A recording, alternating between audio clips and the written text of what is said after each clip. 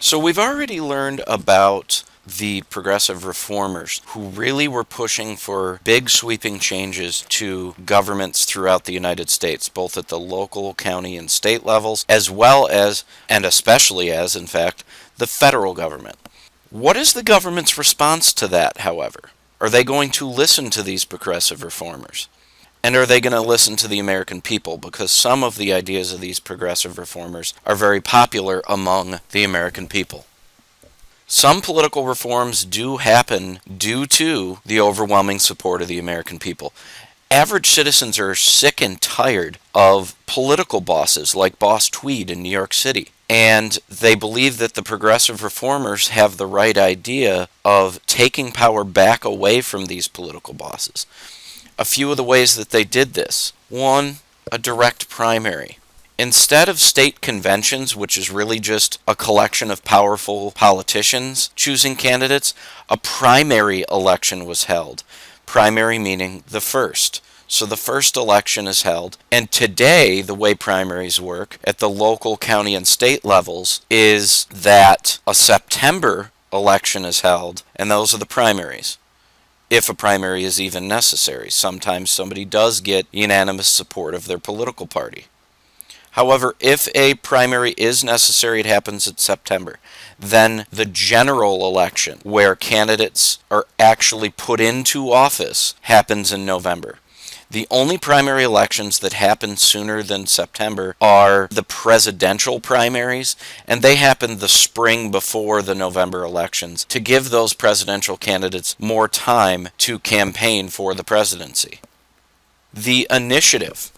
This means that state legislatures can be forced to consider a law proposed by a petition signed by a small percentage of citizens. So let's say the town of Lafayette wanted to have a certain law passed. They could gather together all of the citizens of Lafayette to sign a petition and send it to the county legislature in Syracuse. Could also be done at the state level, which would require probably multiple counties, not just individual townships. But this requires the government to actually discuss a certain issue. They don't necessarily have to take action on that issue, but in many cases, an initiative is used by the citizens when their normal calls to action by the government are ignored. So if the government is ignoring the people asking for a certain issue to be discussed, then an initiative is sometimes necessary to force them to discuss it. A referendum. This means that a particular issue is left up to the people.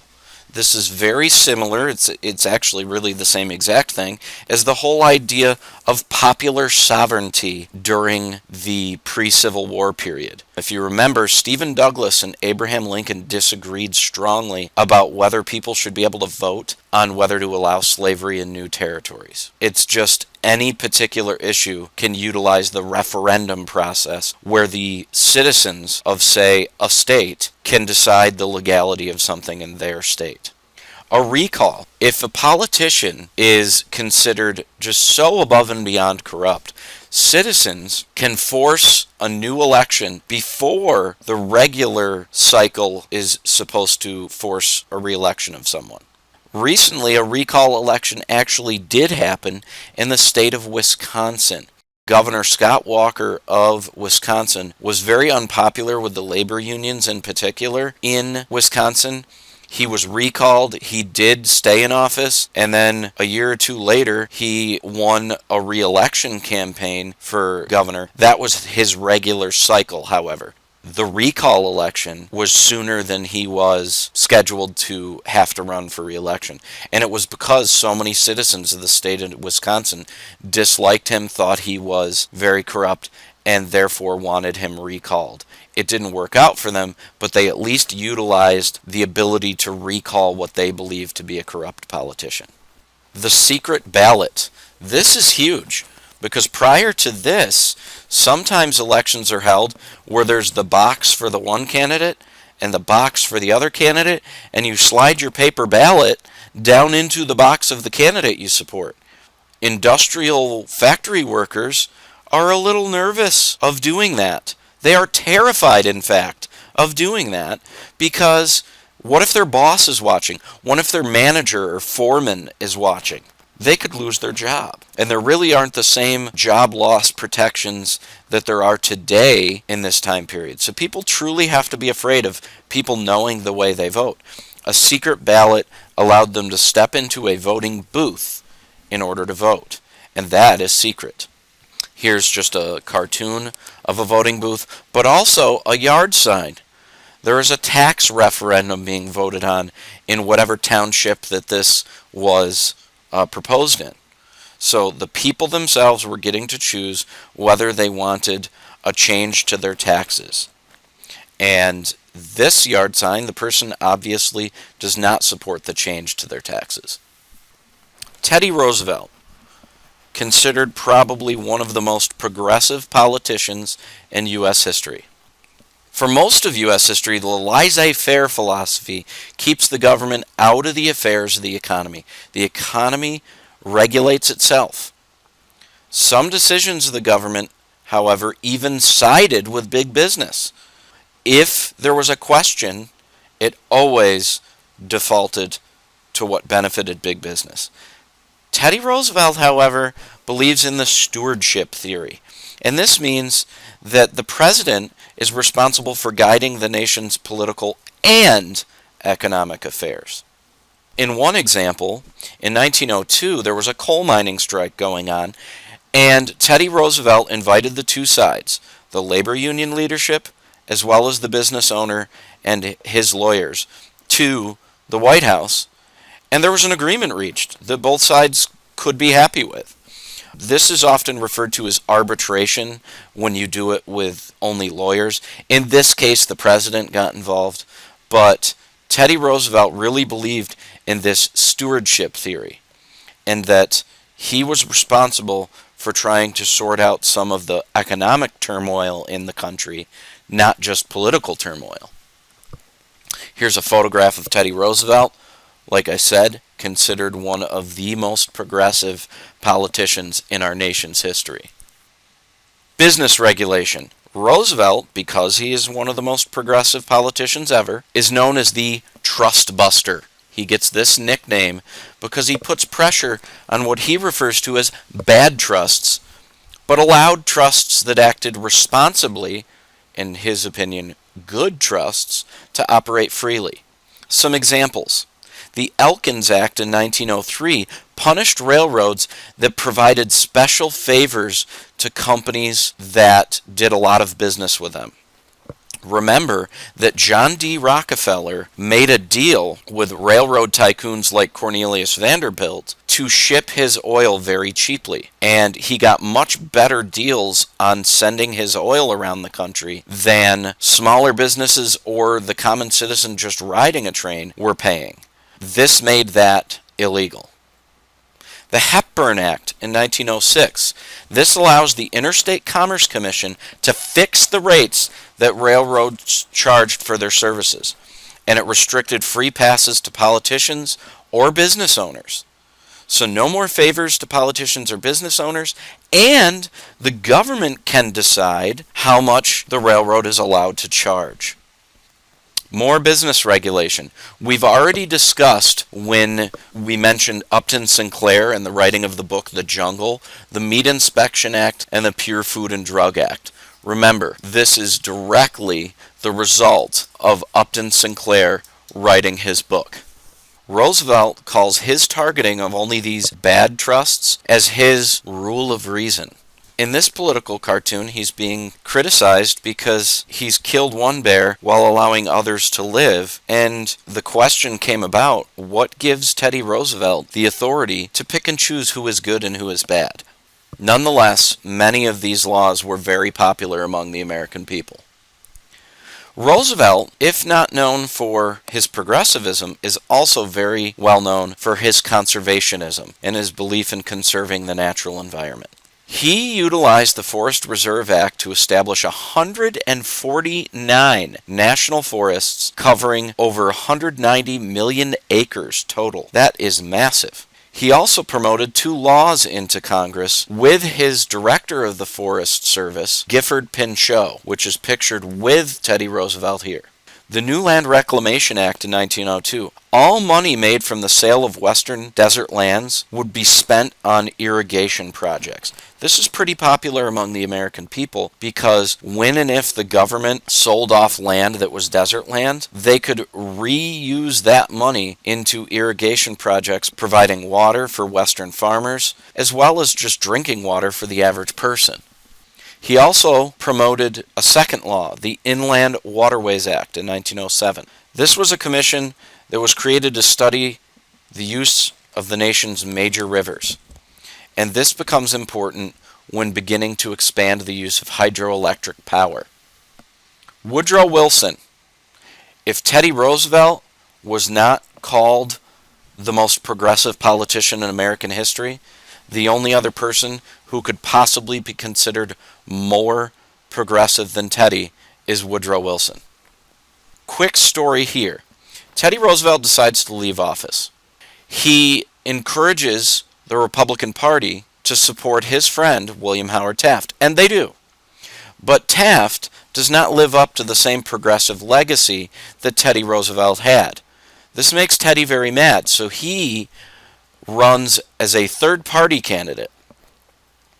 And so Democrat Woodrow Wilson easily wins the 1912 presidential election because the Republican vote, had it only gone to one candidate, the Republican would have won, but Taft and Roosevelt are splitting that vote. This is very similar to the way that Abraham Lincoln gets elected president just before the Civil War. The electoral vote was divided 4 ways in 1860. In this case, in 1912, it's divided 3 ways. Once he takes office, Wilson enacts his new wave of policies that he refers to as the New Freedom. He wants to lower tariffs. He wants more economic activity worldwide. So if he lowers tariffs on foreign goods coming into the United States, he can assure that more goods are going to be moving into and out of the United States. He thinks this will spur economic growth. He wants more regulation on business to stop corruption. And he wants to reform the banking system so that the monetary system can be regulated by the government. These second 2 things are much more controversial than the lower tariffs. This is a photograph of Woodrow Wilson. The Underwood Tariff in 1913, this is what cuts the tariff rate by the largest percentage in decades. It also helps establish the income tax. Now, rates at 1% up to an income of $20,000. And 7% for all incomes above $500,000. I'll show you a chart in a few moments that adjusts that for inflation so that we can kind of put into perspective what the dollar amounts in today's dollar value are. So according to these rates, those below $20,000, which at this time is 99% of the population, paid 4% of the overall taxes in the United States in 1913. Those above $20,000, which was only 1% of the population, paid 96% of the nation's taxes in 1913. So the wealthy are paying 96% of the burden of income taxes. So the 16th Amendment to the Constitution. In order for the Underwood Tariff to be constitutional, there had to be an amendment. So the Graduated Income Tax Amendment in 1913 allowed for this to be considered legal. Graduated income tax just means that the more money you make, the more you're taxed. So again, look at this chart. 1913 income. Anything below $20,000, you pay a 1% tax rate. In today's dollars, that means anyone making less than $440,399 pays a 1% tax. I can tell you that I desperately wish I paid 1% in federal income taxes. I pay more like 25% in federal income taxes. And it gets progressively more as the thresholds increase. A 1% surcharge, 2% surcharge, 3% surcharge, 4%, 5%, and 6%. The absolute highest level of taxation was 7%. Today, 2016, that number, the highest number, is 39.6%. And again, if you look at an adjusted for inflation 2010 dollars, the top tax rate, which back then was over $500,000, adjusted for inflation, over $11 million. Things have changed a lot since then. That was what made the 16th Amendment so controversial at the time, because many were saying if you give the government a little taste of how much money they can get, they will want so much more over time. And that's obviously true, because instead of 1%, I pay about 25% of my income in federal income taxes, and I make a heck of a lot less than the adjusted for inflation number of $440, $399. Now, the Federal Reserve and Federal Trade Commission. Both of these things were government regulation on the economy, and that's one of the goals of Woodrow Wilson's New Freedom. The Federal Reserve creates a body to regulate the money supply. This is kind of similar to Alexander Hamilton's National Bank Plan, but in this case it gives the federal government even more power to regulate the money supply in the sense of printing more money, which would inflate the nation's currency. That should also sound familiar. If you remember William Jennings Bryan, when he was running as a Populist Party candidate for president, he promoted the free coinage of silver. And the free coinage of silver would have inflated the nation's money supply. And when the Federal Reserve prints more money, it inflates the nation's money supply. And then the Federal Trade Commission in 1914, this creates the FTC and gives it the power to investigate businesses suspected of operating in an unfair way, as well as issue orders to any company to cease and desist any illegal behavior defined in antitrust laws. So this is a very, very expansive power that the federal government is gaining here. A couple of more things that gave American citizens so much more power to change the government. The direct election of senators. State legislatures used to choose senators, but in 1913 there was the 17th Amendment saying that people would now directly vote on their senators as they do many other things. So today you can actually vote on the 2 senators representing your state in the federal government. And then women's suffrage. Women gained the right to vote. Many Western states had already given women the right to vote, but the 19th Amendment in 1919 and becoming law in 1920 officially gave women the right to vote. Woodrow Wilson, he is extremely racist and does absolutely nothing to advance the right of black Americans throughout this 8 years as president. He even expanded segregation in Washington, D.C. So while women are gaining the right to vote, blacks are actually taking steps backwards during Woodrow Wilson's presidency. That is the end of the presentation. Please make sure that you are taking the online quiz. Use your notes, because if you use your notes, there's no reason you shouldn't be able to get a perfect score. Thank you. See you in class.